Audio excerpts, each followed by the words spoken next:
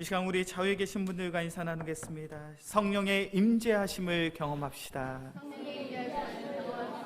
성령의 충만함을 누립시다. 교회에서, 기독교에서 매우 중요하게 여기는 3대의 절기가 있습니다. 우리가 잘 아는 것처럼 먼저는 예수님이 이 땅에서 태어나신 그날 성탄절이 첫 번째 절기고요. 두 번째는 예수님이 부활하신 날을 기념하는 부활절이 두 번째 절기입니다. 그리고 세 번째 절기가 어떠한 날이냐면 바로 오늘 성령 강림 주일입니다.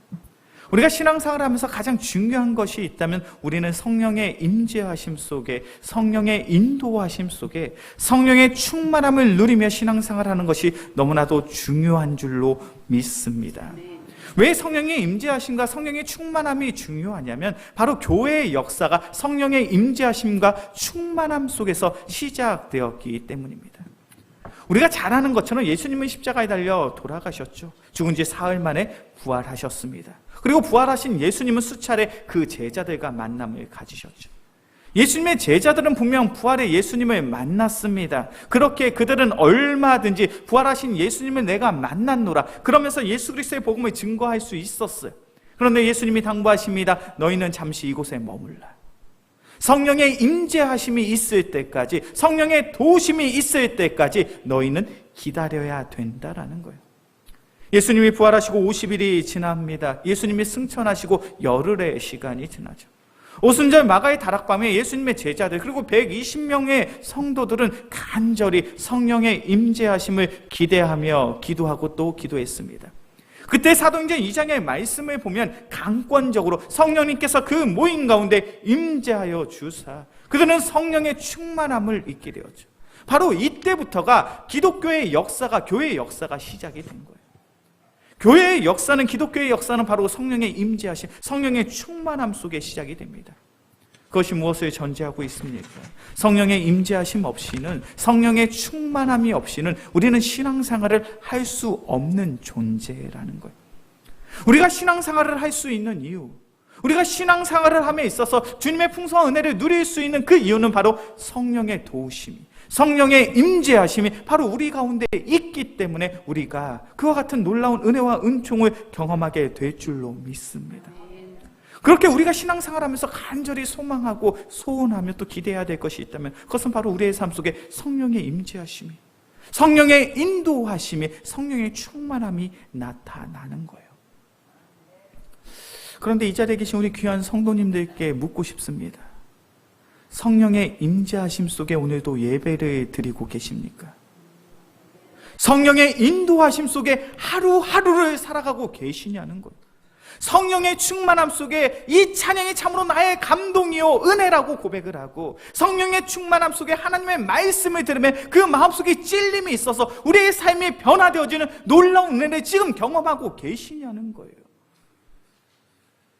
언제부터인가 우리의 신앙생활은 너무나도 강팍하고 황폐하며 메말라 있지는 않습니까? 더 이상 성령의 임재하심 속에, 성령의 인도하심 속에 살아가지 못하고 성령의 충만함을 누리지 못한 채 형식적으로, 습관적으로 종교인의 모습으로 우리가 예배하고 있진 않냐라는 거예요.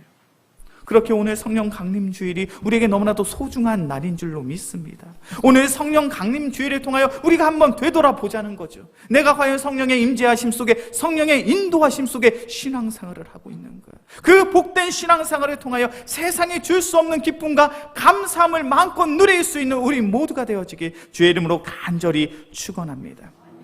우리의 신앙생활 속에 성령의 임재하심, 성령의 충만함은 너무나도 중요한 문제예요.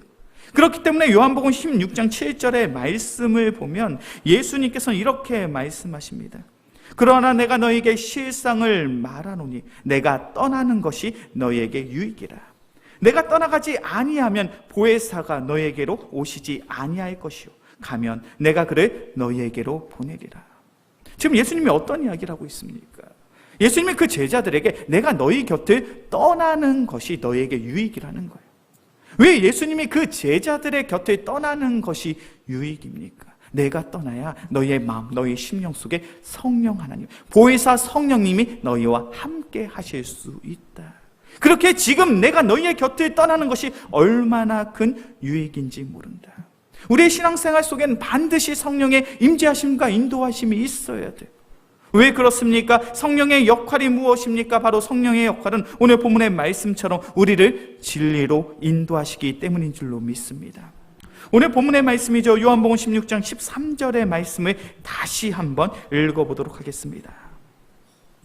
요한복음 16장 13절의 말씀 함께 봉독합니다. 그러나 진리의 성령이 오시면 그가 너희를 모든 진리 가운데 인도하시리니 그가 스스로 말하지 않고 오직 들은 것을 말하며 장래일을 너희에게 알리시리라. 아멘. 우리가 성경에 밑줄을 치실 수 있다면 진리의 성령이 오시면 그가 너희를 모든 진리 가운데로 인도하시리라는 이 문장 속에 밑줄을 치셔야 돼요. 그리고 별을 100개를 쳐도 부족함이 없는 너무나도 귀한 말씀이 바로 이겁니다. 성령의 역할이 무엇입니까? 바로 우리를 진리 가운데 인도하시는 줄로 믿습니다. 성령 하나님께서 우리를 진리 가운데 인도하신다는 것이 어떤 의미를 가지고 있냐면, 지금 우리는 예수님과 함께 하지 못합니다. 예수님의 음성을 듣고 예수님의 가르침을 받을 수가 없죠. 그런데 성령 하나님께서 함께 하시면 이 성경의 말씀을 통하여 예수님의 가르침을 받게 될 줄로 믿습니다. 성경의 말씀이 예수님의 가르침이 되어서 우리의 마음속에 찔림을 허락하여 주시고, 이 예수님의 말씀이 우리의 마음속에 능력이 되어져서 우리의 삶이 변화되어지더라는 거예요. 바로 이것이 성령의 역할입니다. 우리는 성령 하나님의 인도하심을 통하여 지금 예수님이 우리의 곁에 함께 하지는 않으시지만 이 성경을 통하여 예수님의 뜻을 깨달을 수 있고 예수님의 말씀에 순종할 수 있는 이 삶이 바로 이 성령의 인도하심 때문에 가능하더라는 거예요. 이 이야기를 반대로 설명하면 어떠한 이야기가 되는지 아십니까? 성령의 임재하심이, 성령의 인도하심을 경험하지 못하면 우리는 아무리 성경을 읽어도 이 성경을 예수님의 말씀, 가르침으로 받아들이지 못하고 이 성경의 말씀 속에 순종할 수 없다라는 거예요.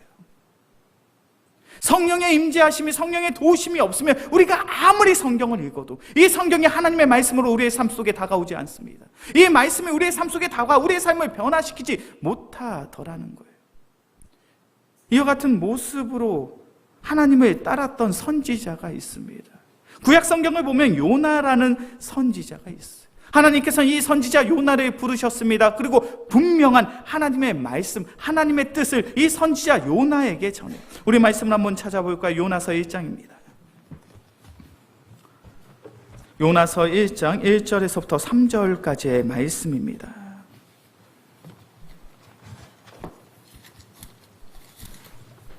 제가 가지고 있는 구약 성경 1286페이지입니다.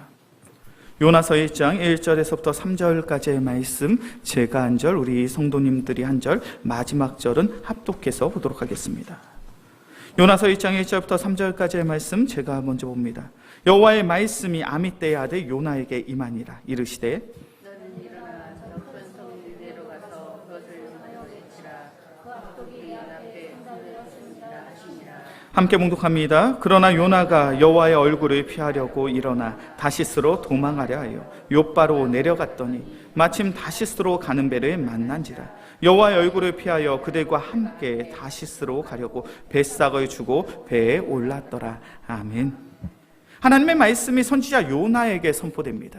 지금 선지자 요나는 하나님을 마주하고 있어요. 하나님의 음성을 듣고 있습니다. 하나님의 말씀을 듣고 있습니다. 하나님의 명령이 무엇입니까? 요나야, 너는 저 큰 성읍 니느웨로 가서 그 사람들이 회개할 수 있도록 하나님의 징계에 대해서, 하나님의 심판에 대해서 말씀을 전해라. 이것이 하나님의 뜻이었어요. 하나님의 말씀, 하나님의 영광을 마주하고 하나님의 말씀을 들었다면 그 다음에 하나님이 택하신 선지자의 모습은 무엇입니까? 그 말씀에 순종해야 되잖아요. 그런데 오늘 요나서의 말씀을 보니까 선지자 요나가 하나님의 말씀에 순종하고 있습니까? 순종하지 않고 있습니까? 순종해요? 순종하지 않아요? 오늘 본문의 말씀을 보니까 순종하지 않아요. 3절의 말씀이죠. 요나가 여호와의 얼굴을 피하려고 일어나 다시스로 도망하려 하여 욥바로 내려갔더니 마침 다시스로 가는 배를 만난지라.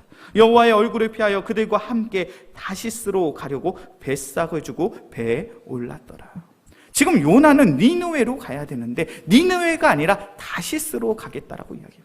이 다시스는 지금의 지도를 보면 스페인의 항구예요. 스페인의 작은 항구입니다. 그런데 3000년 전에 요나 선지자가 살았던 시대에 이 다시스는 어떤 의미를 가지고 있냐면, 당시 유대인들이 배를 타고 가장 멀리 갈 수 있는 세상의 끝이 바로 다시스였어요. 요나의 마음이 느껴지십니까? 요나는 지금 하나님의 말씀에 불순종하기 위해서 세상의 끝으로 도망가고 있는 거예요. 왜 요나가 이토록 하나님의 말씀에 불순종하려고 합니다? 불순종하려 합니까? 이것은 바로 니느웨로 가서 그 복음을 전하는 것, 하나님의 징계, 하나님의 심판을 전하는 것이 그의 마음속에 너무나도 불편했기 때문에. 우리가 신앙생활을 하면서 이 성경 속에서 나타나는 나라 중에 반드시 꼭 기억해야 될 나라 몇 나라가 있습니다. 이 나라 정도는 우리가 꼭 기억하고 성경을 보시는 게 너무 중요해요. 먼저는 애굽입니다. 애굽은 세계사에서 우리가 이집트로 불려지는 그러한 나라예요. 이스라엘 역사 속에 이 애굽을 빼놓고 이집트를 빼놓고는 이야기를 할 수가 없죠. 두 번째 나라가 어떠한 나라냐면 바로 아수르입니다. 세계사는 아시리아라고 표기를 하고 있죠. 이 아수르를 우리가 반드시 기억해야 되는 이유는 바로 북이스라엘이 이 아수르에 의해서 멸망했기 때문입니다. 세 번째 나라는 어떤 나라냐면 바로 바벨론이라는 나라예요. 세계사에서는 바벨로니아라고 이야기를 하고 있죠. 이 바벨론에 의해서 남유다가 멸망을 하게 됩니다. 그래서 성경을 보면서 이 세 나라 정도는 기억을 해야 돼요. 애굽과 아수르와 바벨론. 이 니느웨가 어떠한 도시냐면 바로 아수르의 수도입니다. 지금 하나님께서 무엇을 명하고 계시냐면 선지자 요나에게, 요나야, 너 아수르의 수도인 니느웨에 가서 하나님의 징계, 하나님의 심판에 대해서 그들에게 말씀을 전하려. 그래서 그들이 다시금 하나님께 돌아올 수 있도록, 그들이 회개하여 이 징계와 이 심판을 피할 수 있도록 하나님의 말씀을 증거하라는 거예요. 그렇기 때문에 요나는 지금 니느웨에 가고 싶은 마음이 없는 거예요. 당시 상황이 어떠했냐면 이 아수르는 막강한 군사력을 가지고 주변에 있는 나라와 전쟁을 하고 그 나라의 땅덩어리를 빼앗고 있던 그러한 시기였습니다. 그리고 실제로 수십 년의 시간이 지난 다음에 BC 722년에 이 아수르에 의해서 북이스라엘이 멸망을 해요. 요나의 입장은 어떠합니까? 저 강대국 아수르가 더 강해진다면, 더 많은 땅을 차지한다면 우리 북이스라엘도 얼마든지 공격할 수 있는데, 저들이 강대해진다면 우리가 얼마든지 저 아수르에 의해서 괴롭힘을 당할 수 있는데, 만약 저 나라가 멸망할 수 있다면 그것이 우리 나라 이스라엘에 얼마나 큰 도움이 되는가. 그런 생각 때문에 지금 니느웨로 가서 하나님의 말씀을 증거하지 않는 거예요. 요나의 상황은 충분히 이해됩니다. 요나가 왜 니느웨에 가서 그렇도록 하나님의 말씀을 증거하려 하지 않았는지 그것은 알 수 있어요. 그것은 이해가 돼요. 그런데 중요한 문제가 무엇입니까? 그 상황이 어찌 되었던 하나님의 부르심을 받는 자는 하나님의 말씀에 순종해야 될 줄로 믿습니다. 지금 요나는요, 하나님의 계획보다, 하나님의 뜻보다, 하나님의 말씀보다 자신의 생각이, 자신의 결정이 더욱 중요한 거예요. 우리가 요나의 모습을 통해서 분명히 기억해야 될 것이 있습니다. 그것은 바로 요나는 하나님의 말씀을 몰랐기 때문에 불순종한 것이 아니라, 요나는 하나님의 생각보다 자신의 생각이 옳다고 확신했기 때문에 불순종하고 있는 거예요. 성령의 인도하심을 누리지 못하는 성도의 특징이 무엇인지 아십니까? 하나님의 생각보다, 하나님의 말씀보다 나의 생각이, 나의 뜻이 옳다라고 생각을 합니다. 신앙생활 하면서 가장 중요한 게 뭡니까? 주일에 교회 와서 예배 드리는 거. 이사야의 말씀을 통해 우리는 분명히 알고 있죠. 하나님이 우리를 창조하신 이유와 목적은 우리를 찬양하는 자로, 예배하는 자로 삼기 위해 하나님께서 우리를 창조하셨다, 우리를 부르셨다. 이 이야기를 모르는 사람은 아무도 없어요. 그런데 우리는 주일에 예배 드리는 것을 소홀히 여길 때가 있어요. 목사님, 한 주간 직장에서 너무나도 힘들고 괴로운 시간을 보냈습니다. 그래서 오늘 하루 좀 제가 늦잠 자고 좀 잘 쉬어야 또 한 주를 살아갈 수 있을 것 같아요. 그래서 교회 나올 수가 없습니다. 목사님, 5월 가정의 달이잖아요. 가족들과 즐거운 친교의 시간을 가져야 됩니다. 여행을 떠나야 됩니다. 그래서 주일 예배를 드릴 수가 없어요. 목사님, 제가 요즘에 취미 생활을 하고 있는데 이 취미 활동을 할 수 있는 시간이 주일밖에 없네요. 이 취미 활동만 마무리하고 제가 교회에 가겠습니다. 왜 이런 이야기를 하게 됩니까? 하나님의 말씀은 내가 알고 있지만 그 말씀에 순종할 수 있는 성령의 도우심이 우리의 마음속에 없기 때문에. 우린 신앙생활하면 너무 잘 알고 있죠. 술 마시면 안 되고 담배 피면 안 되고 세속적인 즐거움을 추구하면 안 된다는 사실을 잘 알고 있습니다. 그럼에도 불구하고 우리는 왜 세상의 유혹 속에 자꾸만 넘어집니까? 자꾸 쓰러집니까? 하나님의 영광을 가리우게 됩니까? 성령의 도우심이 없기 때문이에요. 우리가 성령의 임재하심 속에 성령의 충만함을 가지고 살아간다면 우리는 분명 우리가 살아가는 세상이 죄악된 세상이라 할지라도 하나님의 영광을 나타낼 수 있죠. 거룩한 성도로 살아갈 수 있습니다. 그런데 우리의 마음속에 성령의 임재하심이, 성령의 인도하심이, 성령의 충만함이 없음으로 말미암아 우리는 자꾸 세상의 것들에 취하여 세상 속에서 넘어지고 세상 속에서 쓰러지더라는 거예요. 우리 영광교회 귀한 성도님들, 성령의 임재하심 속에, 성령의 도우심 속에, 성령의 충만함을 안고 살아갈 수 있는 귀한 믿음의 성도들이 되어지길 주의 이름으로 간절히 축원합니다. 또한 요나서의 말씀을 보면 성령의 인도하심을 누리지 못하는 이들의 특징이 있어요. 그것은 바로 결과를 가지고 과정을 예측하더라는 거예요. 좀 더 쉽게 표현하면 이런 이야기예요. 내가 신앙생활을 하면서 내가 선택한 결과에 있어서 내가 선택한 선택에 의해서 그 결과가 좋다면 그래, 내 선택은 하나님 보시기에 좋은 거야 라고 생각을 하고, 내 결과가 나쁘게 나오면 나는 잘못된 선택을 해서 벌을 받은 거야, 이렇게 생각을 하더라는 거예요. 우리의 신앙생활은 늘 좋은 선택을 했다고 해서 좋은 결과를 맺는 것은 아닙니다. 하나님의 말씀에 순종한다고 해서 항상 우리의 삶 속에 복된 일만 생기는 것이 아니더라는 거예요. 우리가 잘 아는 것처럼 아브라함이 하나님의 말씀에 순종함으로 고향을 떠나 가나안 땅으로 나아갑니다. 그리고 그 결과가 무엇입니까? 큰 가뭄과 흉년을 맞이하게 되었어요.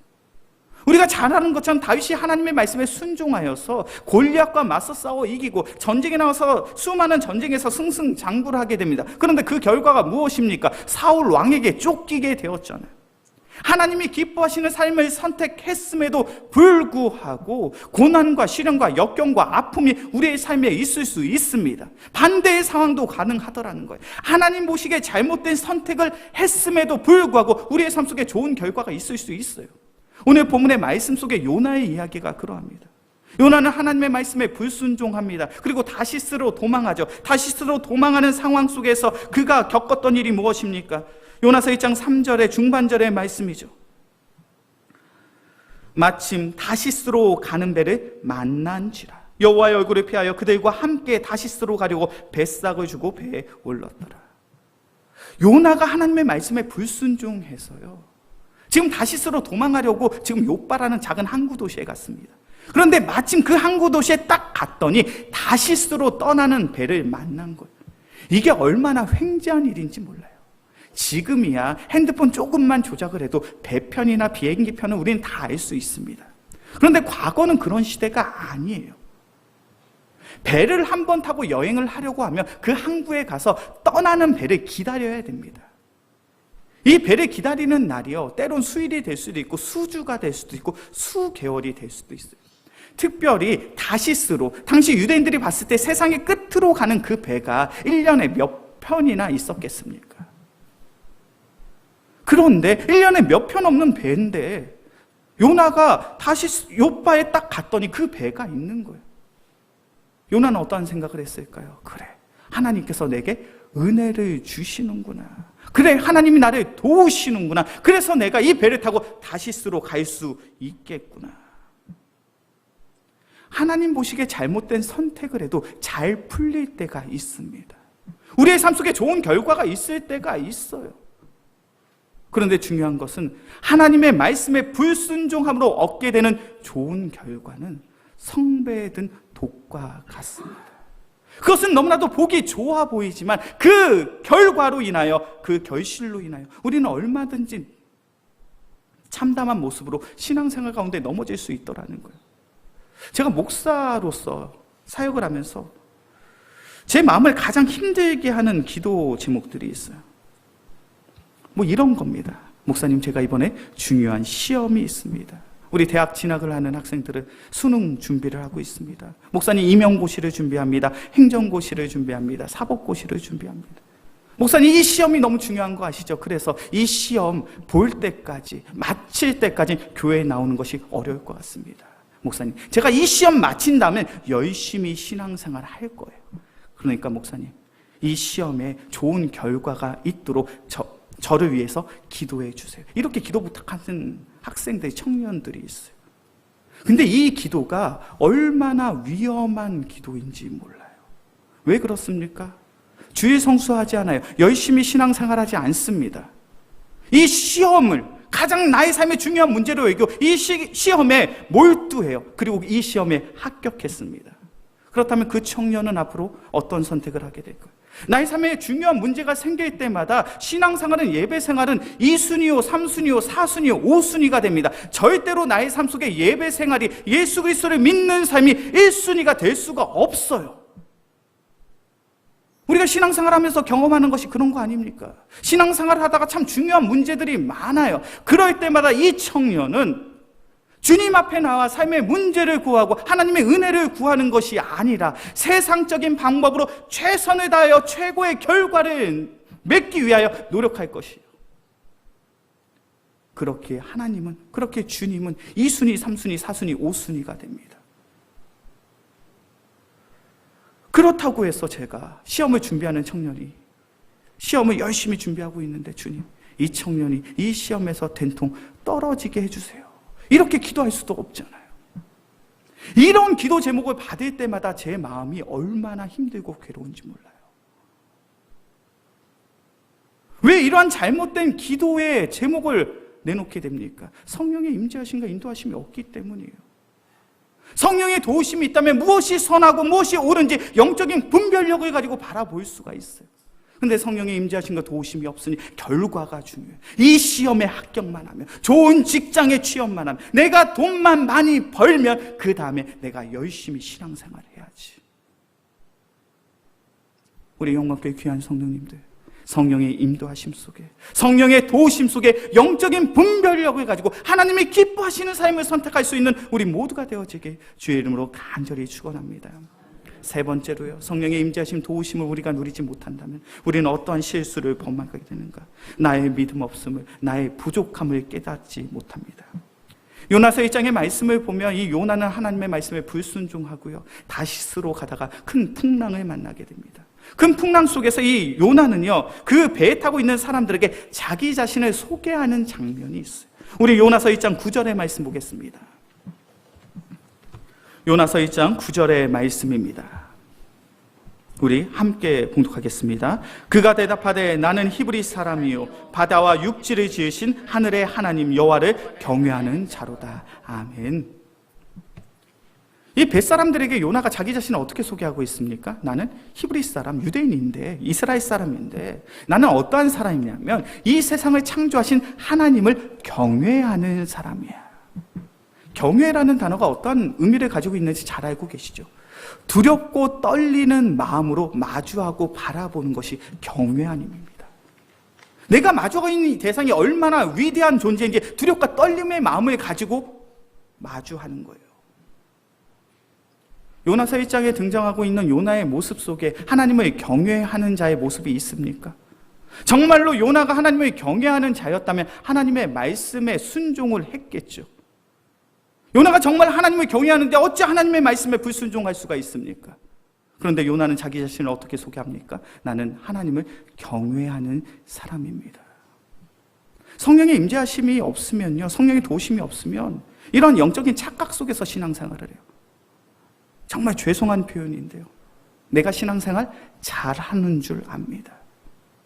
내가 믿음생활 잘하는 줄 알아요. 내 삶이 주님 보시기에 참으로 선하고 아름답고 거룩하고 정결한 삶이라는 착각 속에 신앙생활을 할 수 있습니다. 반대로요, 성령님께서 우리의 마음 가운데 임재하시고 우리의 삶을 도우시면 어떠한 은혜가 있습니까? 내가 죄인임을 깨닫게 되죠. 내가 믿음 없는 자임을 깨닫게 됩니다. 주님 앞에 겸손히 나와서 주님의 은혜를 강구하지 않고는 살아갈 수 없음을 고백하게 되더라는 거예요. 이것이 바로 성령의 은혜예요. 사도행전 2장 37절의 말씀을 보면 수많은 사람들이 베드로의 설교를 듣게 됩니다. 그때 성령님께서 그들의 마음속에 감동을 주니 그 수많은 사람들이 베드로를 향하여 이렇게 질문합니다. 우리가 어찌하여 구원을 받을꼬? 우리가 어떻게 해야 구원을 받을 수 있느냐? 우리가 과거에는 내가 죄인인지 몰랐고 과거엔 내가 범죄자인지는 몰랐으나 내가 오늘의 말씀을 통해 내가 죄인이요 내가 믿음이 없는 자요 한없이 부족하고 연약한 자를 깨달았더라. 우리가 어찌해야 구원을 받을 수 있겠는가? 우리가 어찌하여 주님의 은혜로 살아갈 수 있겠는가? 그것을 고백하게 되더라는 거예요. 우리 영광교회 귀한 성도님들, 우리의 삶 속에 성령의 임재하심이 있어야 돼요. 성령의 인도하심이 있어야 돼요. 성령의 충만함을 안고 살아가야 됩니다. 그때 우리는 진리 가운데 살아갈 수 있어요. 하나님의 말씀이, 이 성경의 가르침이 참된 하나님의 말씀임을 우리가 확신하고 그 말씀에 순종함으로 우리의 삶을 통하여 믿음의 열매를 맺게 되더라는 거예요. 이제 말씀을 정리하겠습니다.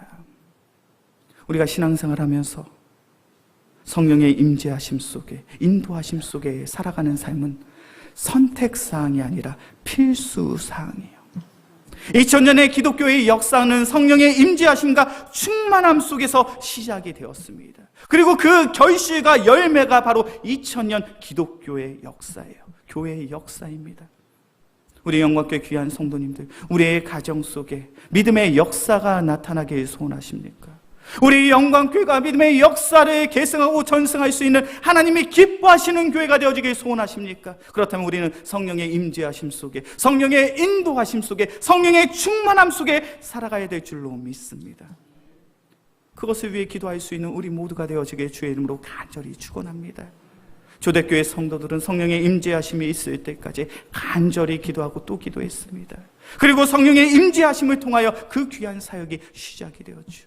요나의 인생의 터닝 포인트는 그가 물고기 뱃속에서 3일 밤낮을 주야로 기도함으로 인하여 성령의 회복해 하심을 경험했을 때 그의 인생이 변화되었습니다. 우리 영광교회도 그와 같은 귀한 기도의 은혜가, 성령의 은혜가 함께하기를 주의 이름으로 간절히 축원합니다. 우리 영광교회 귀한 성도님들, 우리가 이 땅 가운데 살아가며 참으로 많은 기도의 제목들이 있을 겁니다. 그러나 우리의 삶에 그 어떤 기도의 제목보다 가장 첫 번째로 있어야 될 기도의 제목은 주님, 바로 나의 마음속에 성령의 임재하심을 허락하여 주시옵소서. 성령의 인도하심과 성령의 충만함 속에 살아갈 수 있는 귀한 은혜의 성도 되게 하여 주옵소서라고 기도할 수 있는 우리 모두가 되어지게 주의 이름으로 간절히 축원합니다. 이 시간 오늘 말씀을 기억함으로 함께 찬양하고 기도하겠습니다. 오늘 이곳에 계신 성령님, 우리에게 말씀하시고 찬양합시다.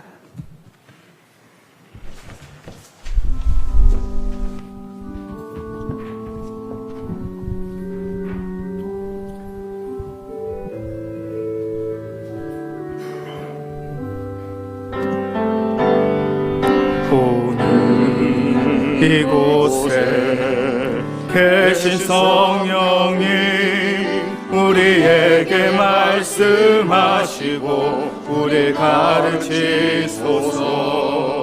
같이 우리 마음 열어주시고 주의 빛으로 밝혀 우리를. 다시 한번 찬양합시다. 오늘 이곳에 계신 성령님, 오늘 이곳에 계신 성령님, 우리에게 말씀하시고 우리 가르치소서.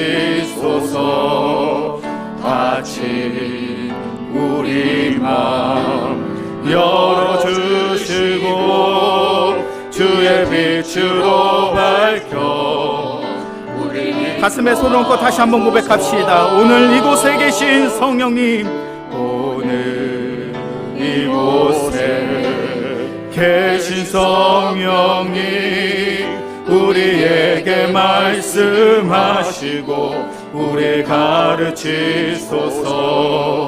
같이 우리 마음 열어주시고 주의 빛으로 밝혀 우리 인도하소서. 주님보다 앞서지 않고 주님보다 앞서지 않고 겸손하게 주님의 말씀 기다리니 주님 손에 우리 드립니다. 사랑으로 인도 주님보다 앞서지 않고 주님보다 앞서지 않고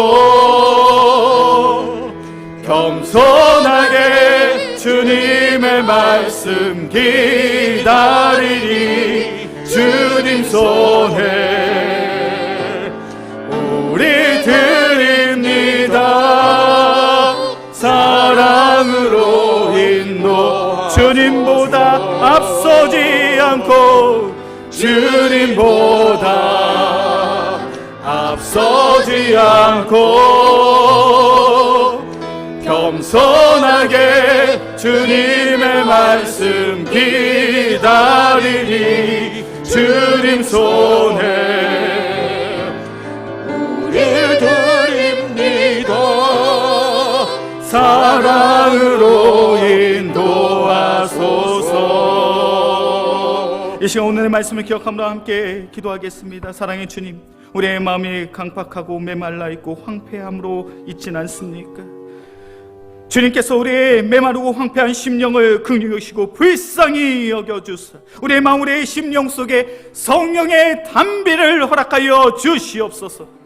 성령님께서 친히 우리의 마음 가운데 임재하여 주시고 우리의 삶을 인도하여 주시며 우리의 마음, 우리의 심령 속에 성령의 충만함을 허락하여 주시옵소서. 그래 영적인 분별력을 가지고 나의 생각, 나의 뜻을 의지하는 삶이 아니요 온전히 주님의 말씀에 순종하는 자 되게 하여 주시며 나의 믿음 없음을, 나의 믿음 부족함을 고백하며 오직 주님의 은혜만을 구할 수 있는 우리 귀한 믿음의 성도들 되게 하여 주시옵소서. 이 시간 성령의 임재하심을 간절히 소망하며 주여 한번 부르짖고 간절히 기도합시다. 주여,